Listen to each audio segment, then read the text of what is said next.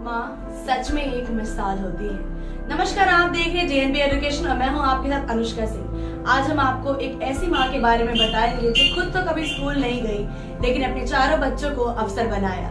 चलिए देखिए ये स्पेशल रिपोर्ट। ये दुनिया माँ के संघर्ष की कहानियों से भरी पड़ी है। माँ ही है जो एक छोटे बच्चे को उंगली पकड़कर चलाने से लेकर उसे दुनिया में रहने के काबिल बनाने के पीछे बहुत सारे संघर्ष करती है। लेकिन आज मदर्स डे के खास दिन पर हम आपको ऐसी माँ की कहानी बता रहे हैं जो खुद कभी स्कूल नहीं गई लेकिन उसने ये ठान लिया था कि वो अपने सभी बच्चों को अफसर बनाएगी। ये कहानी है 80 साल की प्रेमवती अम्मा की। किसी परिवार में एक बच्चा भी अफसर हो जाए तो वो परिवार खुशी से फूला नहीं समाता है, लेकिन इस घर में तो चारों बच्चे सरकारी अफसर हैं।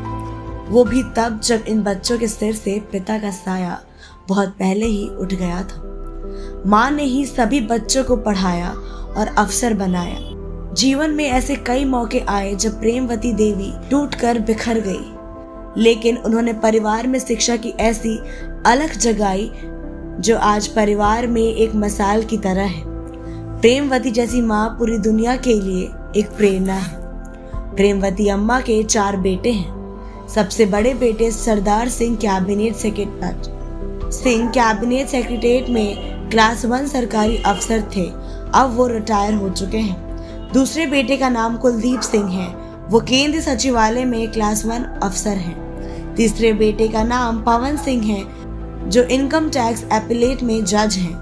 और चौथे बेटे का नाम गुलाब सिंह PWED में इंजीनियर हैं। 80 साल की प्रेमवती ग्रेटर नोएडा के दादरी के कठेरा गांव की रहने वाली। 40 साल के उम्र में इनके 8 बच्चे थे। इसी उम्र में उनके पिता का देहांत हो गया था। पति अकेले कमाने वाले थे और सभी बच्चे छोटे थे। गांव देहात में पढ़ाई का अच्छा माहौल नहीं था और ना ही सुख सुविधाएं। इसके बावजूद प्रेमवती ने यह ठान लिया था कि वो अपने सभी बच्चे को सरकारी अफसर बनाएंगे।